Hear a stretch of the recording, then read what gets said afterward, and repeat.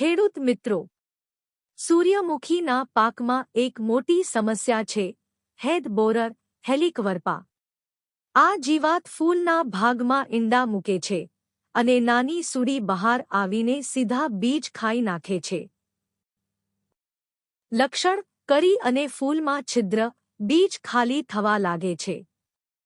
નુકસાનથી તેલની ઉપજ ઘટી જાય છે.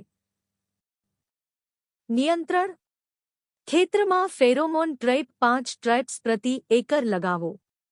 જૈવિક વિકલ્પ હેલિકવર્પા એનપીવી 250 લે હેક્ટર ઉપયોગ કરો. રાસાયણિક ઇન્ડોક્સિકાર્બ 14.5 એસી 0.5 મિલીલીટર પ્રતિ લીટર પાણી અથવા એમામેક્ટિન બેન્ઝોટ 5 0.4 ગ્રામ લીટર પાણીમાં છાંટો. સમયસર નિયંત્રણ કરવાથી સૂર્યમુખીનું તેલ ઉત્પાદન વધારે થશે.